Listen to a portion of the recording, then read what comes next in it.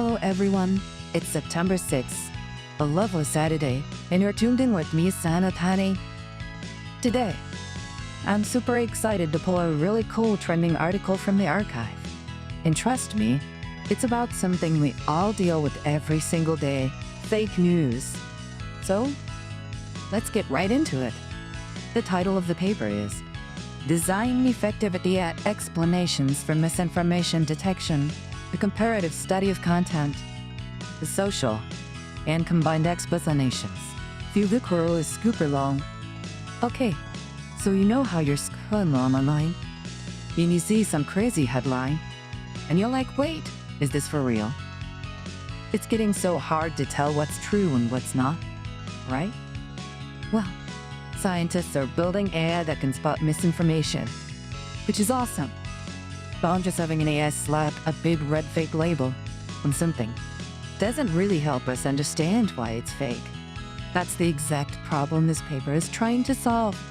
It's not just about AI detecting fake news, but about finding the best way for the AI to explain its reasoning to us, so we can become better detectives ourselves.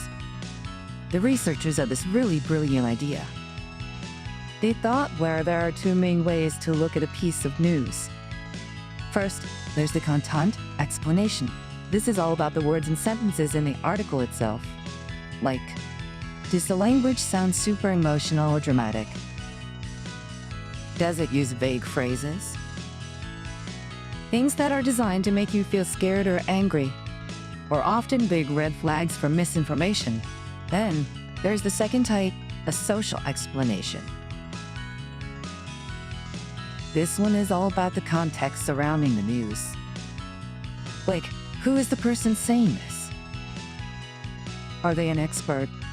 Or someone with a history of spreading fake stuff? Where was it published?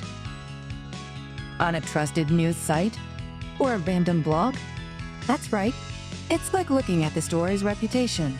So the researchers set up these online studies, where they show people news claims about COVID-19 and politics. And they gave them different kinds of AI help.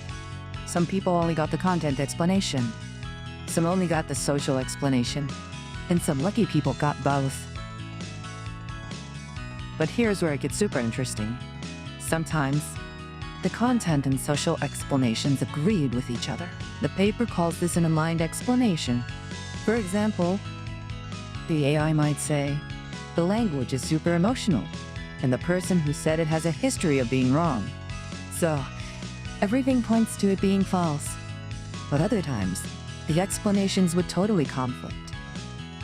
This is what they called a misaligned explanation. Imagine the AI saying, the language in this claim is really emotional and exaggerated, which is suspicious. But the person who said, it is a well-respected scientist. So what do you do then? It's so confusing. So what do you think happened? The results were actually super clear on one thing. When the explanations were aligned, when both content and social cues pointed in the same direction, it worked like magic. People's ability to spot misinformation shot up by a huge amount. It was the most effective way to help, by far. They felt more confident and understood the basis decision perfectly. But the misaligned explanations, the conflicting ones, they don't really help people's accuracy at all. It was basically no better than giving them no explanation. How crazy is that? But here's the twist.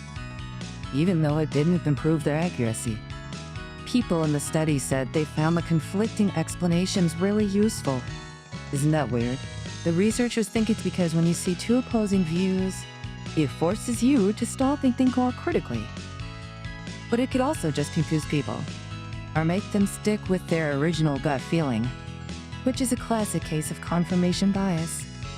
Okay, so how can we use this amazing research in our daily lives? I've got 3 cool examples for you. First, think about social media platforms like X or Facebook. Instead of a simple warning label, it could use this AI to provide both types of explanations. A little pop-up could say, content check, this post uses sensational language. Social check, the source has a low credibility rating. This gives you a much fuller picture, and since they're aligned, it would be super effective at helping you spot fake news. Second, this could be used to create awesome interactive learning tools. Imagine a media literacy class for students, where they practice spotting fake news.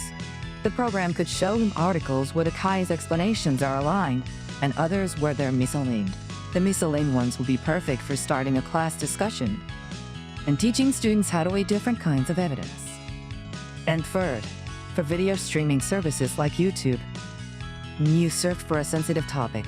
The platform could use this technology to analyze the videos. It could then show a little summary like, look, this video uses neutral, factual language and cites its sources, and it's from a verified educational channel.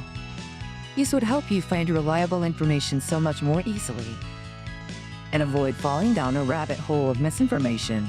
So, what makes this paper's approach so different from what we have now? Well, most current missions is super basic. They just give you a thumbs up or thumbs down. And earlier explanations only looked at the words, the content part. This study proves that's only half the story.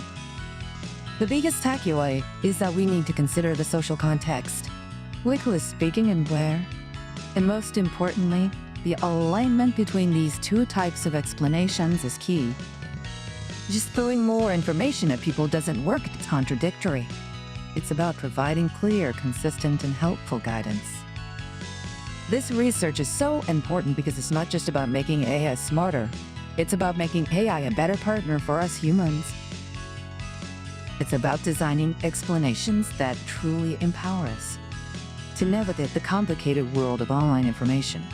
That's all the time we have for today. I hope you found it as fascinating as I did. This is Sanno Ani, signing off. Have a wonderful weekend and stay curious.